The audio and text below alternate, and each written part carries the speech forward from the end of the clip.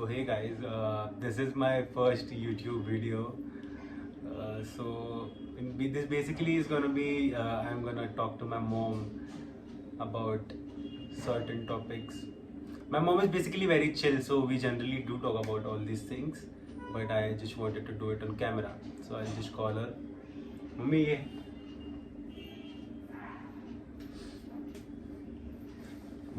हाय. मला सांग, what are your thoughts about live-in relationship? Live in relationship एक चांगलंच आहे. ऍक्टिंग नको करू का? मग काय झालं? Normal. नॉर्मल बोलते मी. Normal. नॉर्मलच बोलते. ते एक चांगलंच आहे. कारण आमच्या वेळेस कसं असायचं की ज्याच्यावर फिरतोय किंवा त्याच्यावर नाही फिरतोय त्याच मुलाशी लग्न करावं लागायचं. पण मग नंतर कधी कधी असं वाटायचं की नाही, मग तेव्हा थोडा आपण घाई केली, विचार थोडा करायला हवा होता. तर आता ते चांगलं आहे. आता लिव्ह इन मध्ये जे राहतात त्याला आता चांगलं आहे की त्यांना वेळ मिळतो एकमेकांवर घालवायला. त्याच्यामुळे एकमेकांच्या सवयी, एकमेकांच्या आवडीनिवडी, एकमेकांचे स्वभाव खूपच जवळून त्यांना कळतात, बघायला मिळतात, कळतात, अनुभवायला मिळतात. त्यामुळे पुढे जाऊन आपल्याला असं वाटू शकतं की नाही, आपलं नाही जमत आहे, आपलं पटत नाहीये.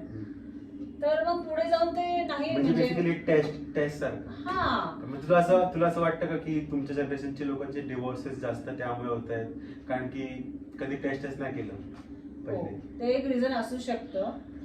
आणखीन एक गोष्ट सांगायची म्हणजे मी एकदा ट्रेन मध्ये जात होते, तर एक यंग मुलगी होती, म्हणजे कॉलेज गोईंग वगैरे. तर ती खूप पॅनिक झालेली आधी की तिचा एक मित्र आहे ना कुठेतरी बाहेर फिरायला गेलेला आणि ती त्याला फोनवर बॉयफ्रेंड ऍक्च्युली. तर तो बाहेर कुठेतरी गेलेला आणि तो तिचा फोन रिसिव्ह नव्हता करत. तर ती खूप पॅनिक झालेली आणि नंतर ती खूप म्हणजे एवढी पॅनिक झालेली की तिला सोडत की हा कोणाबरोबर आहे, कुठे गेलाय, काय. तर तिला ते जाणून घ्यायचं होतं आणि फोन नाही उचलत नव्हता, त्याच्यामुळे तिचं डोकं फिरलेलं.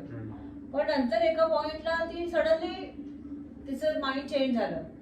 ती म्हणायला लागली की ठीक आहे, नाही हो फोन उचलत आहे, नको उचलून दे, जाऊन दे, मला काय त्याच्याशी ठेवायचं नाही. मग तिने तिच्या मैत्रिणीला परत फोन केला आणि मैत्रिणीला आधी ती मैत्रिणीशीच बोलत होती आणि मैत्रिणीला म्हणाली ती की ठीक आहे, नाही फोन उचलत आहे ना, जाऊन दे, मला काय त्याच्यावर पुढे नाही ठेवायचे संबंध जर असं असेल तर.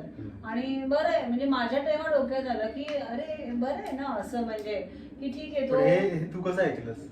ती फोनवरती बोलत होती. तुझं त्यांच्याकडे काय लक्ष? ती काय बोलते तसं नाही, मोठ्याने बोलत होती. ती ट्रेनच्या डोअरला उभी होती आणि मोठ्याने फोनवरती मैत्रिणीशी बोलत होती की तो तिकडे गेलाय कुठे, गोव्याला का कुठे, आणि तो फोन उचलत नाहीये, मी त्याला खूप फोन करतेय, म्हणजे कितीतरी फोन केले तिने. पण मला एक गोष्ट सांग, ठीक आहे माहिती तुझं मत मला कळालं, पण जर मी पर्सनली जर लिव्ह इन रिलेशन मध्ये गेलो कधी, तर तुला चालेल का? आता तर मी डायरेक्ट नाही म्हणू शकते. म्हणजे मला असं वाटतं की नाही, असं माझ्या मुलाच्या ह्याच्यात नको यायला.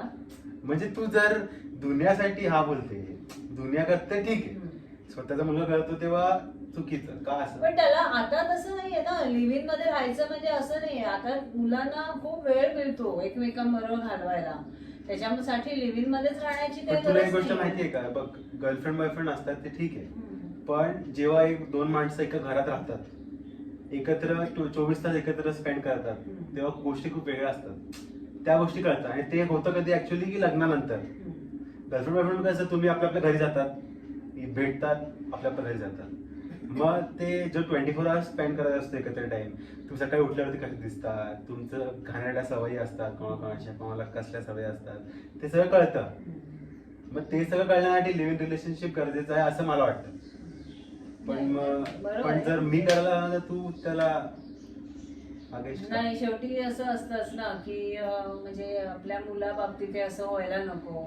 म्हणजे चुकीचं काय नाहीये ना, चुकीचं नाहीये, मला चुकीचं नाही म्हणायचंय. पण असं थोडस अजून हे वाटतच ना की आजूबाजूची लोक काय म्हणतील, की हा कुठे कसं काय राहतो, कोणाबरोबर राहतो, असं थोडस अजून ते आजूबाजूच्या लोकांचं काय आहे. थोडस थोडस वाटतच कुठेतरी, खूप जरी मनाने हे केलं नाही म्हणून असं ह्या बाकीच्यांचा काय परिणाम होत नाही म्हटलं तरी कुठेतरी असं वाटतं. पण जर अगर त्याला राहायचंच असेल, त्याला वाटतच असेल तसं राहावं तर ठीक आहे, मग माझी काय त्याला ना नाहीये. पण तुझी हा पण नाही. हा पण नाही करेक्ट.